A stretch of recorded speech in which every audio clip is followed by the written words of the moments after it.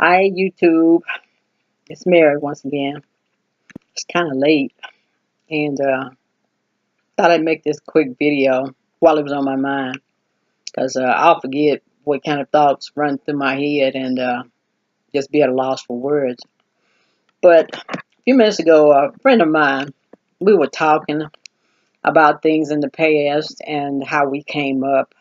I've known him since I was about, I'd say 3 or 4 years old. We grew up in the projects together. But we were talking about the the religious era that we came up in. I come up in the time in the 50s when I guess you call them the faith healers, when they were out and people were following about behind them. And we were following this reverend. His name was Reverend Allen. Yeah, A. Allen. A lot of black people and white people were running behind him too.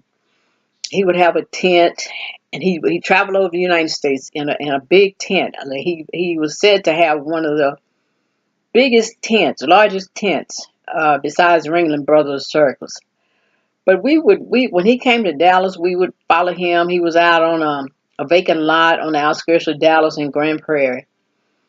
And I was little when we went to see him, but people were coming from near and far to get a miracle, a healing, because it was a faith healing thing. So we would follow after him, and he would cast out demons out of people, and we were so afraid when he cast the demons out that people would foam at the mouth and they would scream and holler and roll on the floor, and he would warn us about the demons. He would say that the demons, when they come out, if you're not holding onto your Bible, the demons will get into you.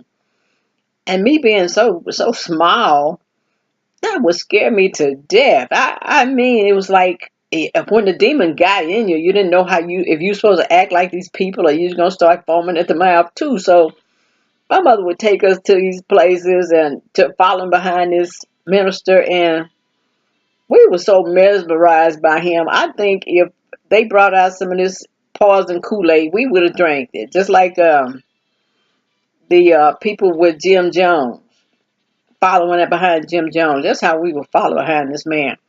But if you look him up on Wikipedia, they tell a story about how he was an alcoholic all the time and he died from acute alcoholism.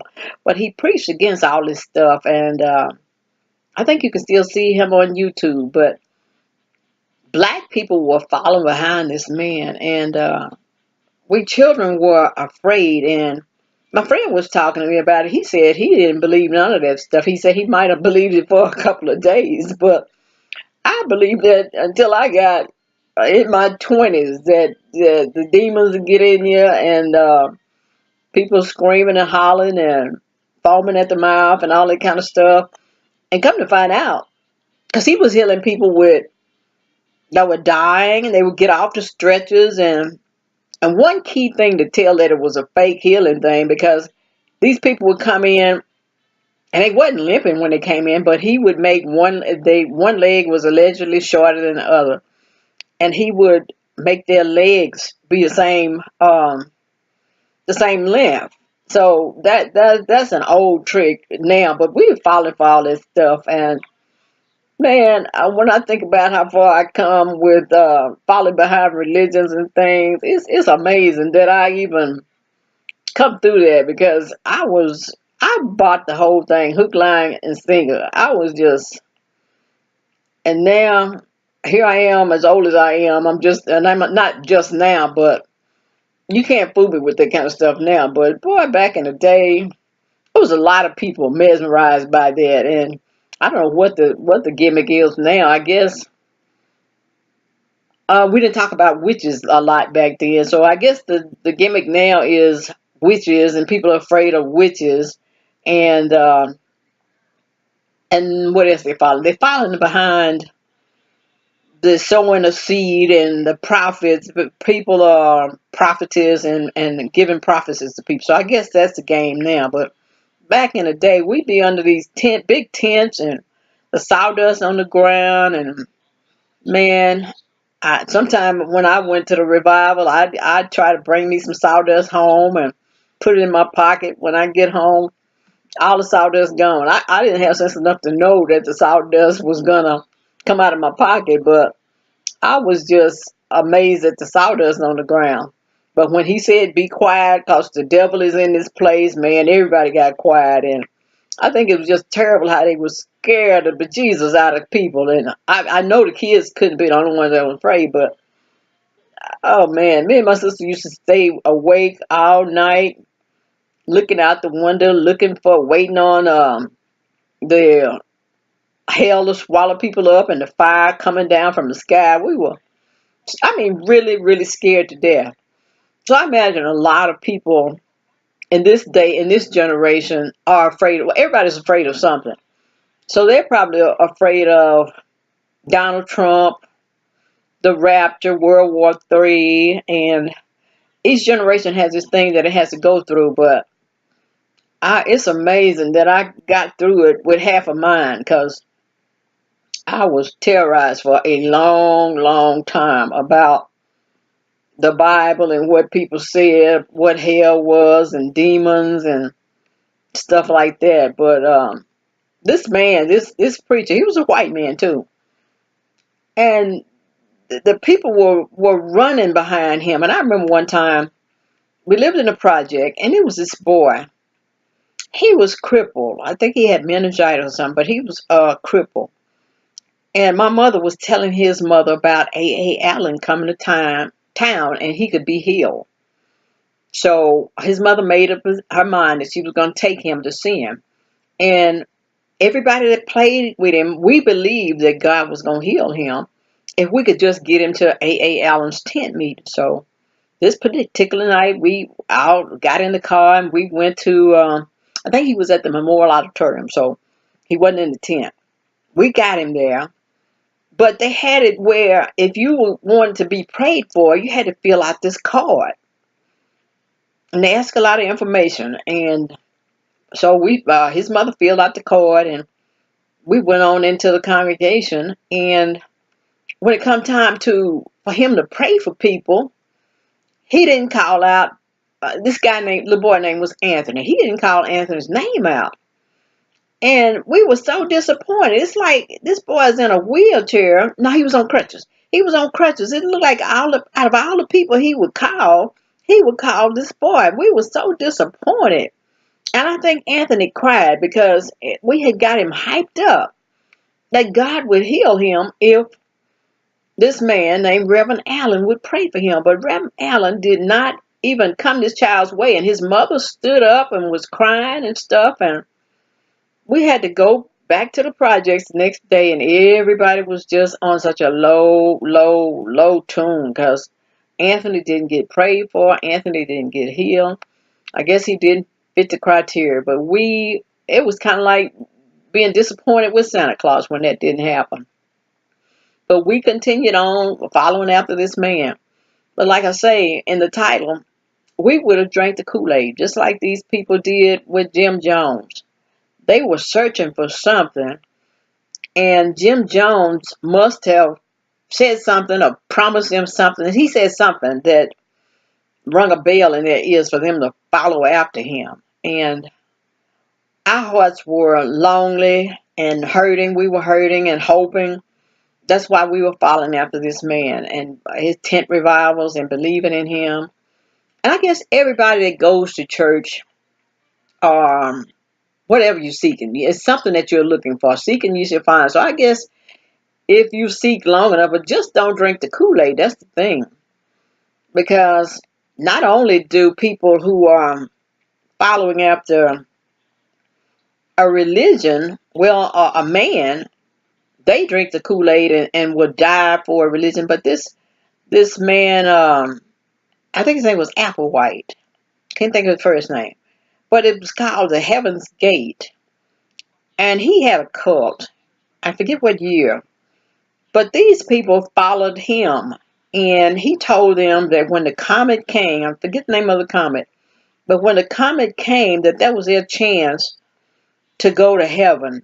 And these people actually committed suicide so they could go to heaven. They felt that was the only way they could go to heaven was to die when this comet, I think it was Halley's Comet, Might have been Halley's Comet. But they believe that. And I guess we have to be careful what we believe and follow God. But God is in your heart. And another thing, I think we as men are human. We as mankind, we created God. We create God the way we want him to be, because it's our thoughts and our imagination is imagination is powerful. And if you believe something, it becomes real to you. You believe it hard enough, it becomes real.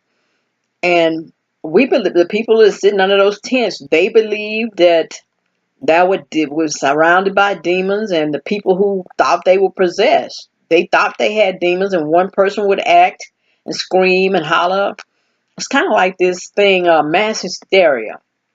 One person's laugh, then everybody starts laughing. If somebody cries, and then it'll make you cry. So I think it has something to do with this hysteria thing, because, and then the music has a lot to do with it too, because if that fellow wasn't on the organ and setting the mood, the people wouldn't fall for that kind of stuff. Your spirit wouldn't go into this kind of trance. It's some kind of trance that's going on, and you're mesmerized and hypnotized by this kind of stuff. But if the music stopped and the people stopped singing, we would come to our senses. But that's why these preachers have to have this organist and the singing. Because if you sit up in a church and nobody's singing, or they singing out of tune and everything, you're not gonna feel it. And some people come in there with the spirit. It's kind of like when you trying to get in the mood to have a love making session. Some people have to have the mood right, the music, the candles, and all of that kind of stuff to set the tone and, as they say, get in the groove. So when people go to church, they expect the organist to be there. They expect everything to be in place. And then they come to God's house and they get in the mood to praise God and worship him. But I thought I'd make a quick video while this was on my mind, because my friend and I, we laughed. And then on a serious note, we are so blessed to come out of it, because it's a lot of people my age and they still believe in the demons, and it's kind of like the exorcist. Now, I'm not saying that I've seen people who are mentally ill. I think that's a form of mental illness. I've seen people on the street that are mentally ill, and they will do that. So I'm not saying that possession is not real, but it's a part of mental illness, I believe. But not gonna stay here long. I have a lot of videos that's gonna connect, and I have some passages out of the book I read, Going Home Another Way. I'm gonna read them on my next video. It's a couple of pages to kind of set the tone about the God that I know, and kind of get you to understand how I feel and where I came from, because like I say, we come from almost out of the dark ages when we were following these faith healers and stuff. And I guess they still have these faith healers, but when they come out talking about we're gonna make his legs the same length, that don't fall for that okie doke, because that's an old trick. And if they come out with faith healing, they need to come out with a new trick, because that's old. And I'll come back again tomorrow and talk about how we used to have the same old Sunday school, Sabbath school, that's what we call it, Sabbath school lessons over and over, and no growth. And that's what the next video is going to be about this plant that I had that would not die, it would not grow. It just stayed the same. And I believe in growth, and I want to continue to grow, but I don't want to die, not die on the vine, but stay the same. I don't want to stay the same. We should see some growth. And we'll talk about that on the next video. But anyway, I'm clocking out of here, okay? Bye.